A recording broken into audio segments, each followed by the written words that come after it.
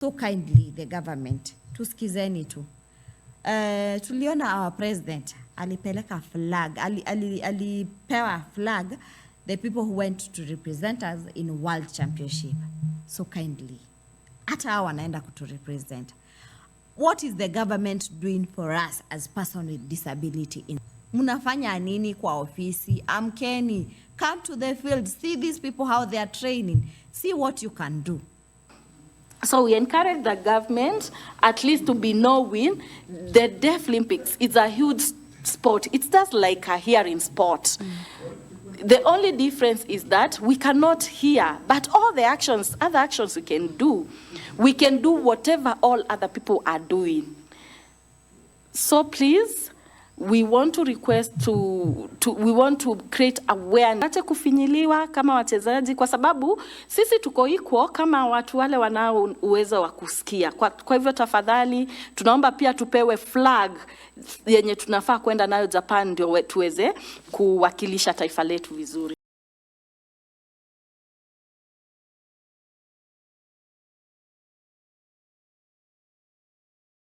Karibuni sana tena sana kwa the hashtag, and as we always say, tutakuwa tunawaletea guest.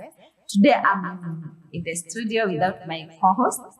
Amepatwa na emergency kidogo, but I'm here to tuongee pamoja, we follow each other. Tulisema kuwa we thank you our followers because you've been following us, you have been good listeners, and mmekuwa mnatuuliza maswali what you want us to talk about, and we are happy to be with you. Continue following us, continue asking us those questions that you always ask. Today I'm happy and I'm lucky to be in the studio with so many guests, and thank God for today. Sijachange majina, kwa majina ni Caroline Wanjera. Nimeambiwa naitwa Orange, burnt orange, and black jeans and yellow shoes. Now, thank you so much. The studio is warm, very warm, because we have to have good visitors. So, tunaenda direct. Wow, let us know who I have in the studio, their names, and what they do. They are beautiful and handsome ones. So, back to my guest. Welcome. Thank you so much, Caroline. My name is Maureen Auma, and this is my sign name. I am the captain for the Deaf Women Basketball and also the overall team. I'm dressed in a red tracksuit, black trouser, and my hair is brown and my shoes are red. Thank you. Thank you so much. My name is Francis Gigi, and this is my sign name. I'm also captain of Swiss, and so happy to be here. And I have a black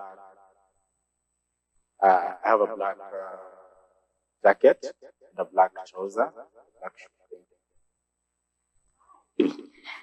My name is Lynette Nanjala. I am the captain for athletic, representing Team Kenya. I am dressed in a red jacket with some black stripes. And also I have a black trouser and green shoes. Thank you. Yes. Studio ni warm. Siniliwaambia. So, thank you so much for our guest. And tukasema kuwa today we have special guest. And kama kawaida, tuna come back to you people. Mtuambie what would you want us to know? Mungetaka kujua nini from our guest. Mmesikia majina captain, mmeona amevaa tracksuit. And I know you are asking yourself now, Carol, leo unataka tuongea about nini? Tunataka tuongea about sports for hearing impaired. So with umesikia they have different sports, wako na different sporting activity, and they're representing our country for your information. Yeah, najua mnataka kujua sana. They're representing our country, and we are lucky to have them in the studio. So leo mimi nitanyamaza. I give them the main thing for them to talk and tell us what is they do, what they do, how they play the game. I know you would want to know how is this game played. Basketball, wanachezaje? Tuko na athletics, anakimbiaje kwa uwanja? Anakimbia tu kama wewe. And it's good for us to know how it is done. So to our lady, ana representing basketball. Najua mnajua nachezanga basketball, so tuko the same league. So welcome Maureen sana, and getaka tuambie how is it yeye kutoka, wacha tuanze utotoni kwanza, how she was, where she was born, alipata deafness akiwa mkubwa ama alizaliwa nayo, what are the challenges in life zenye ameface as Maureen now. Yes, Maureen. Okay, thank you so much, Caroline, for that question. Personally, I was born in Siaya County, a place called Bulawe. I was not born deaf, I was born hearing. And my parents have been there taking care of me. And then when I got 3 years old, that is when I became deaf. I got sick meningitis. And my parents were concerned, where am I going to get a school from? How am I also going to communicate with them? And I could hear, but I could not speak at all. Because my mom could say, hi, my name is Angela, but I could not give a feedback. I could just show the facial expressions of yes, no. And I was always crying when I was very young. And then my mom approached my auntie, and my auntie was asked, which school can I go for the deaf? And that is where I was taken to Nyang'ombe School for the Deaf, and I was shown how I can learn sign language. And after I was taken to that school, I could not understand even the teachers. The teachers were mostly speaking Tomoton, like there's a way they speak, and I could not hear or understand anything. So I came back home and I told my mom that in school I'm not getting anything. And because that school, it was a hearing school. Then they tried to sit down and think what they can do. Then luckily, my uncle lives in Nairobi. And they suggested that I come to Nairobi so that they may look for a school for me. And they got a school by the name Greenhouse School for the Deaf in Kariobangi South. So I was taken to that school, but the problem was my parents didn't understand sign language, but I had learned sign language. I tried to train them in sign language, and when they go back to work, they could forget. But my mom only knows the basic sign language, especially the alphabets. I tried my best, and then later I moved to Isinya School for the Deaf in 2019. And that is when I started my journey of being a basketball player. I competed I was training, yes, with basket until 2018 when I completed school. I joined high school, that is Mohoro School for the Deaf. And I expected that they had a field for the basketball, but they did not have basketball. They had other sports like football, volleyball. And when I completed my high school in 2022, that is when I started joining the tournaments for the hearing, that is for basketball. But now the challenge was only communication. I could not understand what they were saying in the field, but I used the hearing aids, And, you know, in basketball, when you're in the field, you can't use the hearing aids when you are in the field. And the coach told me, just try to say something. Then I perceived myself, I tried my best, until now the coach tried to look for a deaf club that I could join. And I said, then that is fine. And then that is when I got the basketball team for the deaf. Training with the deaf players. I joined the club. And I could also do competitions with other hearing people. I could train from every Monday to Friday, and everything was going on well. Yeah, so that is when now my parents kept on pushing me up to date, especially taking care of me, the school fees. And luckily, I got a sponsor who was supporting me, especially with my education, because up to date, we are doing very well with my parents. And my life, I can say I've not experienced much challenges. I've been doing very well. And I'm hoping when we travel to Japan, Tokyo, we are going to represent Team Kenya very well. But I'm not the only deaf person. I have also a deaf brother in our family, and his name is Derek Omondi, and this is his sign name. He was born deaf, but he can speak a little bit. So personally, I can hear very well, but I cannot speak. But my brother cannot hear, but he can speak. So if my mom calls our name, he can go. I tell him, Mom is calling you. And if my mom says I cannot understand, if I cannot, my mom cannot understand me, my brother interprets for me. And for me, I can hear and tell my brother what my mom is saying. Yeah. So right now, he's a very good footballer in Kitengela. He's representing the team in Kitengela. Yeah. And I hope my brother, he will be a good player also and participate in the Deaflympics in future. That's all about me. Yeah, familia morning. They are blessed. They are blessed, like they have athletes in the house. So I think the family is very blessed because kupata wachezaji si rahisi. Kutupata si rahisi wajameni. Tena tuongee ukweli. So we thank God for Maureen sana, and I'm happy to hear that also the brother anacheza. And we thank God also for giving the mom. And until right now, at least tunaweza sema we are proud to have her kwa team ya basketball as a captain. So niliwaambia leo the house is warm. Now back to our gentleman, the handsome guy in the house.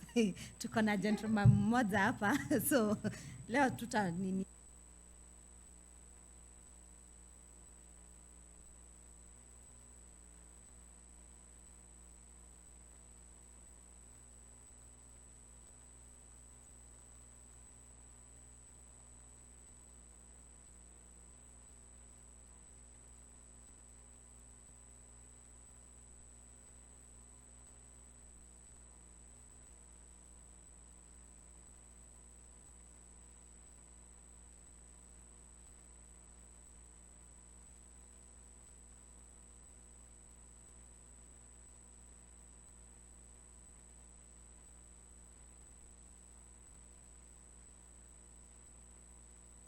Actually at the age of 4.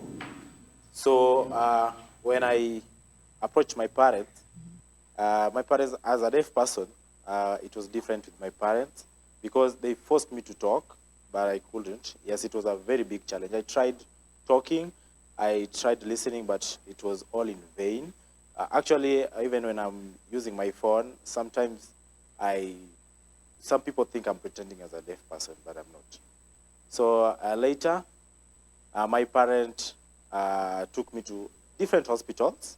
We went to one, to another hospitals. My parents did not accept my deafness. So we moved to many hospitals for around 1 year, moving from different hospitals. Actually, by that time, I was still not going to school because because we were looking for hospitals. So around when I was in nursery, I was hearing, but when I became deaf, it was not easy. I was actually punished several times. They thought I was maybe pretending or something. I'm being called. They think I'm not listening, so they think that maybe I'm tough-headed or something. Yeah, so later, my parent got some awareness, and because of that sickness, they realized that I became deaf because of that. Because one hospital around Kenyatta Hospital, when I was done for audiology, they gave a report that I'm a deaf person. So my parent looked for a school, a deaf school. It was not easy. They looked for different schools that I could fit in, but they wanted me to not go far away from home, just close to home because of my condition. So when I found a school called Aga Khan Primary School, it's integrated. They are hearing people, they are deaf school in that school. So I joined that school in class 2. So around 2010, that was in 2010. So I started learning sign language in Aga Khan Primary School. So after 1 month, I was fluent, not bad. But from that time, after joining that school, remember Aga Khan Primary has swimming as a part of the club in the school. So at first I feared water, but the coach there was very harsh. They have laws. You have to abide with the rules. If you don't, then you're being punished. You have to be. They use strokes actually to be punished. So when I went and looked at the laws, I was a bit frightened, but I joined anyway. I joined. I hated water. Actually, I hated water, but after following all the rules around class, that was in 2023. Yeah, I tried swimming, and actually the school gave me swimming costumes. The teacher told me I must swim, however much I feared water, I should try. So, swimming, we use like shorts for swimming. So I thought even maybe I'll become sick if I don't use trousers or something, or pants. So, swimming, we do it around 10 in the morning, early in the morning. It's cold at that time. So you imagine having shorts, and if you don't put that, then the teacher has to punish you. So the teacher who was also my coach was very harsh. That is one thing. He was very harsh, especially with the time, what you have to drown, or you have to drown inside the water first. Yeah, that is the first training. You have to be taught how to drown in the water and stuff like that. So when I trained all this, I started loving swimming.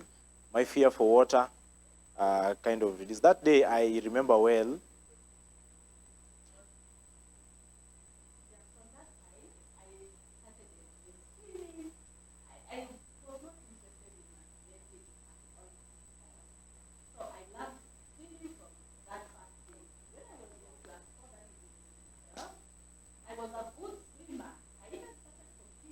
With other schools, and I won some medals. And the first time I won silver, and then that is for the freestyle, that is 200 meters.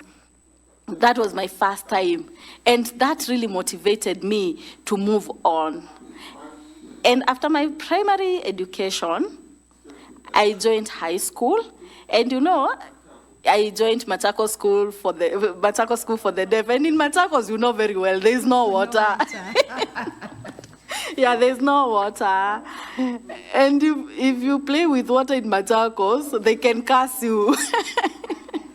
Yeah, they can curse you if you play with water in Machakos. So for the good 4 years, I did not swim. I did not participate in any competitions. But when the schools closed, sometimes I could go to Kasarani to swim and compete and just have fun, just training, yeah. But most of the times, I could play football. If I don't swim, if I'm not in swimming, I'm playing football. And that is when I joined the Isili Deaf team for swimming. Isili team for football. And then for the good 3 years in the team. I think I could swim only when we have national selections. That is when I could go now for the trainings. Because if you do not train, you cannot compete very well. And right now, myself, I am very proud. And honestly, to be selected as a captain, it's not an easy journey. It has not been easy. And this being my first time to be a captain, even to represent Kenya, it's my first time. And that is a good honor. And I want to make Kenya as a country very proud. I want to do my best and to achieve the best. I know it's very possible. Yes, it is. And the second thing, I know I'm not very experienced in international competitions as a leader also, but I believe leadership is not about just getting medals. It's about motivation, mentorship, and all that. And giving others an example. That is what a leader is. Thank you. You're welcome. Tafadhali ukienda Machakos usicheze na maji. Umepatiwa instruction. Usicheze na maji, unaweza kasiwa. Huko hakuna maji. So we are happy to have you on the show. And mumesikia vizuri kwa he is a leader and also doing swimming. Is doing swimming. And swimming si rahisi tafadhali. Uko kuingia kwa maji, kukatalia ndani ya maji, si rahisi. But he's doing a great job and we are so proud of this team. And what I can say is always believe in yourself. That is number one. Believe in yourself and know that whatever you're going to do to your best. That is from me. So we have a beautiful lady there and Lynette, yes. Welcome so much. Tell us about yourself. Thank you, Caroline. Myself, I was born deaf. Also, my parents are deaf. My sister is deaf. I only have one brother who is deaf. I don't know what happened, but God has a reason as to why my family all are deaf. So we use sign language mostly. We also use communication, just normal communication. We have really suffered in life. We have not gotten any support all through in our life. Back then, how I started athletics, I joined a club when I was growing up. And during that time, I could train and compete, especially in school. When I went to high school, I did not also get any support. Only my parents who supported me. Even when I went to high school, my parents really struggled to get money. They could sell their land, they could sell their cows to get school fees for me. But I really worked hard so that I can get the best, so that I can also support our community and my parents. We went on with the training, and because I didn't know what the future has for me, I kept on training until I got some medals. When I completed school, we had one coach who was looking for deaf athletes who are very good in running. And that is when he guided me, he mentored me, he talked about me coming to Nairobi, and I didn't know anything about Nairobi. So I came to Nairobi, and that is when I saw the other deaf people training, and I even didn't know how I can get a gold or a medal. And then he asked me, you do know that we have some competitions that are coming? I said, no, I had no idea. I was told that you can go because you don't have a job, you can participate in those Deaflympics. But I could feel, because I had not gotten any support from when I was a very young girl, I just decided to try my best because I didn't want to see my parents suffer the same way. So in 2022, I participated in the Deaflympics and I won a bronze. And I got some amounts that I supported my family. Then later, the money depleted. I didn't have, as you can see me, I'm a very good expert in whatever I do. Also, my sister also flew to Brazil for the basketball. But now this time, she's not traveling. She's also looking for a job, at least so that we can be able to support our family. We have never gotten any support from anyone. And with this Deaflympics, I believe that when I travel to Tokyo, I'll be able to get some allowances that I can be able to support our family. And I thank God because he has really protected our family up to now. And I believe when we go to Japan, I'm going to bring a gold so that I can make our family proud and also to make Kenya proud. So and also to ensure that people out there do not show us the negative attitude that we always receive every now and then. Yes. Niliwaambia show saizi ni moto. And we have medalists in the midst of the show. We are so proud. Mimi kwanza niko privileged ku host medalist. So naweza linga leo. Ukinisalimia nikuambia usijali sio mimi ni medal inaongea. So at the end of the day we thank our team kuwa hapa. Tunashukuru sana. My question goes to all of you now. Challenges that you are facing as a sport person in your discipline, different disciplines that you are showcasing, different disciplines that you are performing, like basketball, that is swimming, athletics. What are the challenges that you are facing? I know right now the government imejaribu sana, imewape camp, mmewekwa kwa kambi. And for your information, good people, tulitoa watu camp, wako supposed to travel. So it is a privilege hadi kukua nao kwa studio. We are lucky to have them in the studio. They're supposed to travel to represent our country in different sports. And our viewers, ningetaka kuambia kuwa even a deaf person, tuko na sports zao. Tunaongelesha a parent outside there, wenye wanatu watch, tunaongelesha people who are watching us that there is sport for person with disability. Not a particular disability, but any disability. As long as you believe in yourself, you can do something. They are flying our flag high.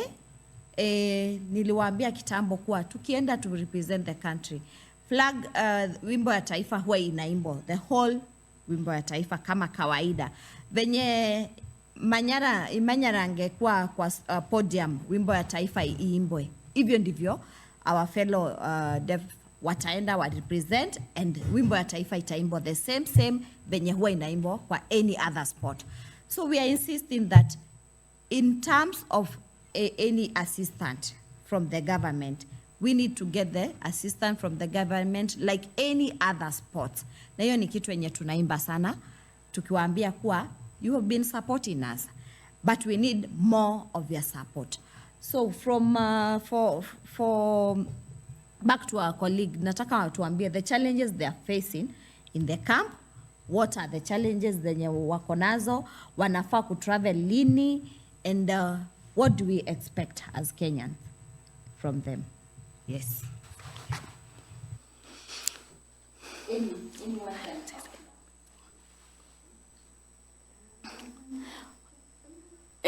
We as the basketballers and also the general sports, yes, we have some challenges, especially when it comes to field. We do not have enough fields for training. We find that most of the fields have already been booked by other clubs. And also the sun is so hot, and sometimes you don't feel motivated to go and train because the sun is very hot. Number 2 challenge, we have a challenge where many of the teams, they are always complaining, especially with the balls and the uniforms. You find every person has a different color, and we expect when we are in the camp, we all have uniforms that have a logo for Team Kenya, but we are using home clothes. Sometimes you don't even know who is a player, who is just a spectator. You don't know about that. Another challenge that we have, we are going to represent the Team Kenya, but we have not seen the flag being brought to us to showcase that we are going to represent Team Kenya, yet we are ready to go and represent the country. So those are some of the challenges that we are experiencing. Also, some general sports, especially athletics. Now, let me talk of general sports. You find in the camp, the athletics, they have a field at Kasarani, but the stadium is already booked by other events, so they don't have a place where they can be trained. They have to go to other places to train. They also find they are already booked. And we want to go to Japan and represent Team Kenya very well. So those are some of the challenges that we are facing. Yeah, that's all from me. Asante sana. Kwangu sasa hapa swimming ndio tuko na challenges kibao. We have a lot of challenges. Actually hapo kwa swimming the first challenge naweza sema ni asubuhi kabisa, weather jamani ni baridi sana asubuhi. So but we always patient, and tunakujanga saa zingine tunakujanga mara mbili. Sometimes tunakuja yearning washa book the swimming pool. So saa zingine tunawaacha, so it's kind of a competition. So tunajaribu kuja mapema, we check the swimming pool ndo si pia tu train hapo, lakini si rahisi pia hiyo. For example, ile wakati wa training kama flippers, tunahitaji pia kuwa na goggles. So what we need, but hizo bado hatujapewa. So what are we pressing the government to do? Please support us, give us all the equipments that we need to use during the training so that we can perform very well. Because kama hatuna hiyo support, itakuwa ngumu na itakuwa changamoto kwetu kwenda kutrain, participate in the competitions out there. You see, at a handball, you see even basketball, pia wao wako na changamoto zao. So we need at least the government to continue supporting us, because each team ina mahitaji zao, not just waiting until we have the championships. We want to have continuous event trainings when we go out there. Yeah, that is now generally what I can ask is for when it comes to Deaflympics, you find most of the people hawajui about Deaflympics. So we encourage the government at least to be knowing the Deaflympics. It's a huge sport. It's just like a hearing sport. The only difference is that we cannot hear, but all the other actions we can do. We can do whatever all other people are doing. So please, we want to request we want to create awareness for all people to be aware. Thank you. Okay, for me, I'll focus on athletics. Changamoto zenye tunazopitia ni the field. Unapata kuna fields tofauti, lakini tumetuma hata mabarua tunataka kubook, lakini you find most of the times tunaambiwa hizo fields zishabukiwa. Na saa hizo tunafaa kwenda for training. Pia saa zingine fields zingine they are not conducive for us. Lakini inabidi tu tuvumilie, tutrainie hapo. And you know, we are supposed to go to Tokyo in Japan, tuweze kutrain vizuri. Pia kuna zile vitu tunazotumia kwa uwanja kama the lightings, kwa sababu sisi kama deaf people we use the lightings, not the guns when we are supposed to start. Zenye we use the green light, we also use the yellow light and the red light. Na hizo pia hapa Kenya hatuna. So when we are training, we are not using those lightings. Yet when we go for the international competitions, those are the lightings that we need. So we need really good support from the government to ensure that they buy those equipments for us so that we can be able to participate adequately. Pia tumekuwa na changamoto mingi pia kwa camp. Sometimes unapata we don't have the uniforms.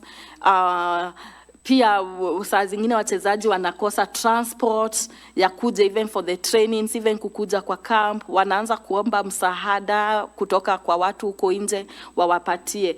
Na saa zingine pia after even tumeshafanya hizo trainings zote, kuna changamoto wachezaji wanatolewa kwa hiyo list ya wenye wanafaa kutravel.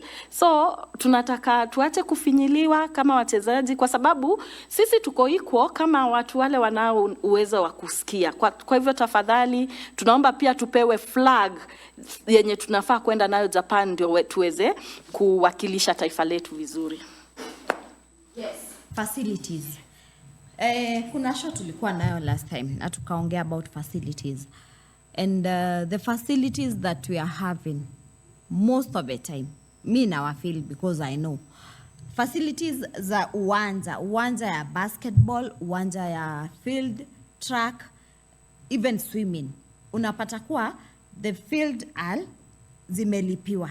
So nyinyi wenye mnapewa na gratis from the government, you are supposed to train wale wengine wenye wamelipa wakimaliza. This is the national team to the government. I know you are watching this. This is a national team. This is a team that is going to represent us in Deaflympics. And it is like an Olympic game. It is the like of Olympic Games, Paralympic Games. It is just a name yenye imechenchuika kwa Deaflympic because of the people who are supposed to attend the event. So kindly, the government, tusikizeni tu. Tuliona our president alipeleka flag, alipewa flag the people who went to represent us in World Championship. So kindly, hata hawa wanaenda kutu represent. What is the government doing for us as person with disability in sport? I call upon National Council. You are there to represent us. What are you represent us for? Munafanya nini kwa ofisi? Amkeni. Come to the field. See these people how they are training. See what you can do. Mimi na insist because I know there are people who are going to represent us very well. They are going to come with medals. And if we don't support them, what do we expect? Do we expect good result and they are not being supported? Or tuna expect waende wa perform tu vizuri and we come back, sit down and say, hey, to represent you vizuri sana, and they come back with medals, but wewe kama the government, hakuna assist yenye ulipatia the deaf person. So tafadhalini, tunahitaji uwanja, mmesikia, they need the equipment za swimming, wanahitaji the green light and the writings za kuwa in case of they are starting the bio, hawatumii gunshot. That is the only difference we have kwa uwanja, by the way. Omanyala akikimbia anatumia gunshot. For them, they are not using gunshot. They are wanatumia the lightings. That equipment ya light ni important sana to start the race. I know you can see it as a very small thing, but all in all, mwenye amefanya sport ya mbio mnajua kutrainiwa starting ni very important. Hiyo ndio inaleta result yako ya finishing. Kama start uko poor, you will not finish the race well. So you have to start very well. So we need those equipment, the government, because we are going to represent Kenya. We are not going to represent ourselves. we are going to represent Kenya as a country. Those are the challenges as a team they are facing. And I believe that if we can do something, hii team inaweza perform vizuri. Because wamekuwa wana train. They only need the facilities. Umesikia hakuna kitu ingine wamesema. Facilities, uniforms are training, and we have non-governmental institutions zenye ziko huko nje. Betika, nitawataja tu one by one. I'm sorry to taja you kwa show, but I'm just talking on their behalf. Kuna hizi zenye muna sponsor the able-bodied person in court. Na waitanga in court because we don't know about tomorrow. Muna wa sponsor, mnaenda, mnaona what they do, and you sponsor them. Why can't you come back to our deaf person to sponsor so that we can be able to represent the country well? So we are happy that hiyo kidogo yenye tunafanya, we are happy with it because tunafanya kwa moyo, kutoka kwa moyo, and we love sport. So it is upon you to empower with other things. To our fellow colleagues, when you wanafanya sporting activities, I know those challenges zinaweza hinder your performance, but I know we have been training, and I know we are going to do something good. So I want you people to talk to the parents outside there when you wako na toto, when you wako na disability. What can you tell them? Because we need also for them to know that there is sport for deaf person, and they can join us. Kwa field, how can they join new people? Where do you train other than mukienda nje? For now mko kambi. Saa zile hamuyuko kambi, where do you train? Where can people get you people so that they can be able to join you? Yes, back to you.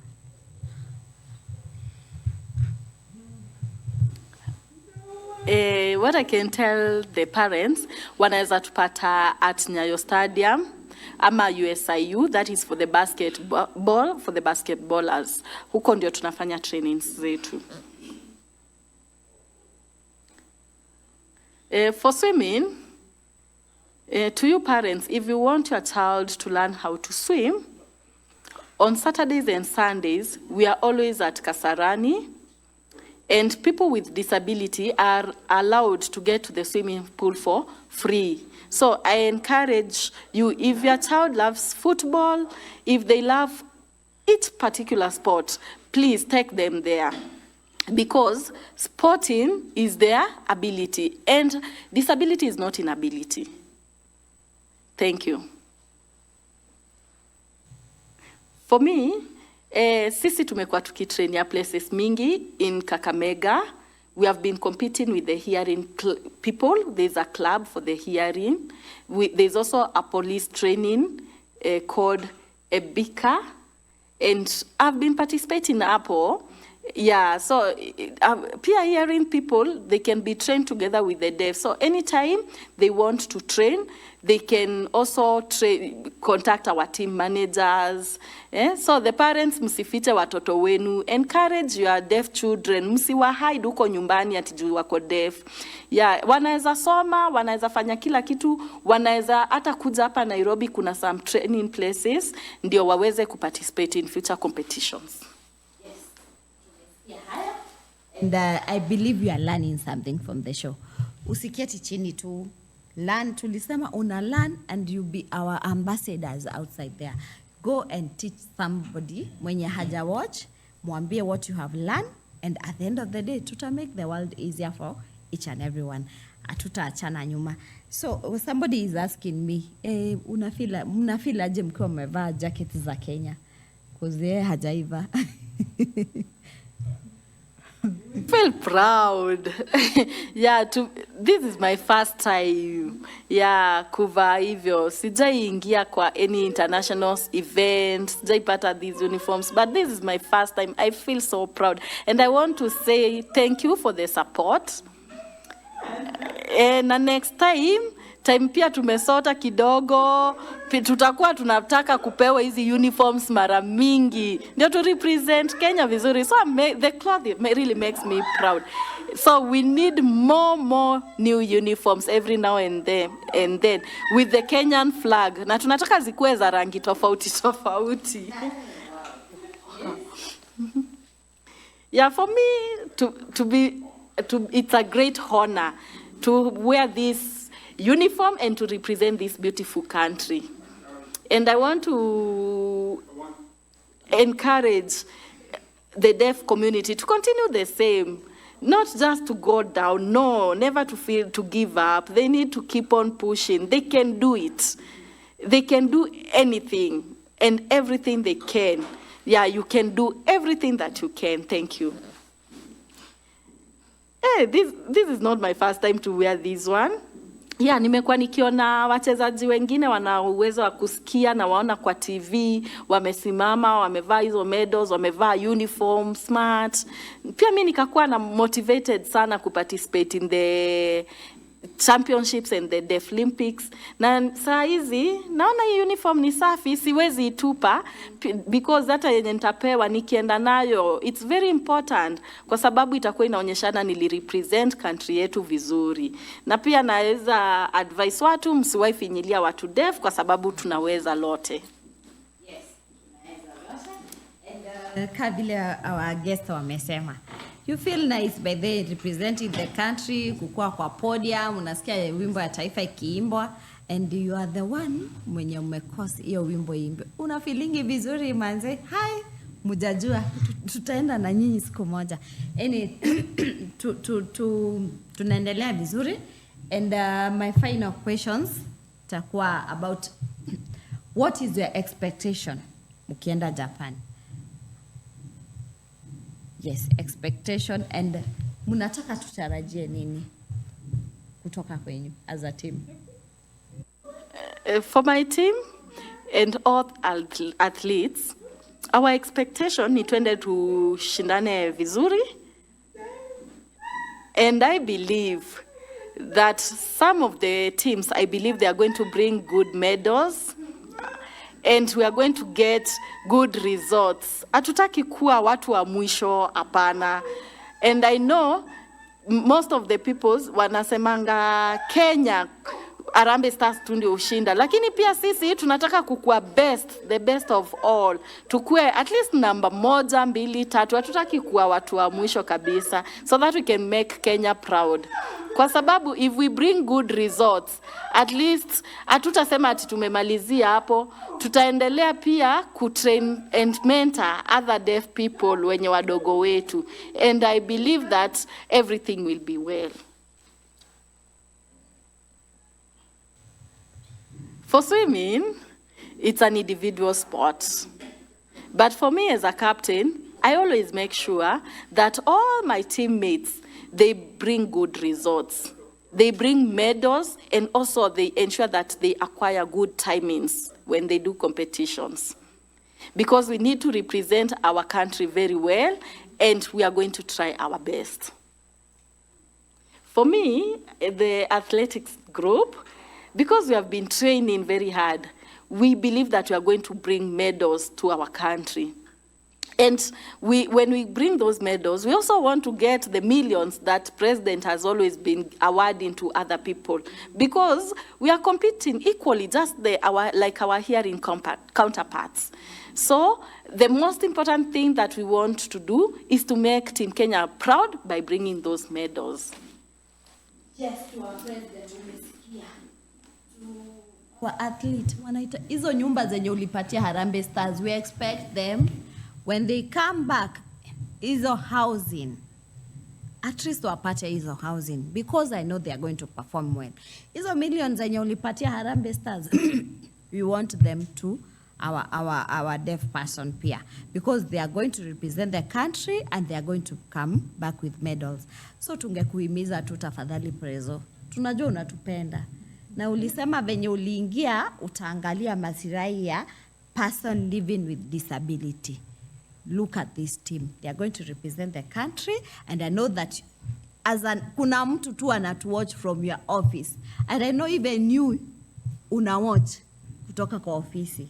Tafadhali support this team. They are going to represent the country, they are going to come back with medals, And we want us to be celebrated like any other person, like the able-bodied person. Venye huwa unawakujia airport, unawapatia maua. We expect the same to happen to our team. I know that sometimes huwa mnasema tunajipenda na tunapiganga kelele sana, but hiyo kelele tunapiga ninyi mnafanya tupige, because you are not giving us the treatment that we have said it again and again. Kuwa we are thankful to the government first of all, because at least naweza sema the team is in the camp. Sijakata, and huwa tunasema ukifanya kitu mzuri ambiwa wako in the camp, and we thank you for that. wako supposed to travel, still kuna vitu hawana. Hizo vitu zote I know you know them, because budget yao iko kwa Ministry of Sports, and I know they are supposed to be funded. So kindly, see, we do whatever we always do to other teams to make them comfortable. When they go outside there, they represent as well. To our viewers, thank you so much for following us. Thank you so much for watching this show. Tumekuwa na warmness kwa house, eh? Leo sijakuwa peke yangu. Hata kama Mololo aliniacha, nimepata watu wa kunikalisha studio, and it was a good show. I can say I enjoyed the show, and I know that whenever you are watching, you have enjoyed the show. So kindly talk back to us. Tell us what you do want us to talk about the next show, na tutaongea, na what we can say from Science TV, from the hashtag. We wish you all the best when you go outside there to represent vizuri, and congratulations also for making to the national team. Yes, we thank you so much for coming this time, na tumeshukuru sana. So from the hashtag we all say bye bye.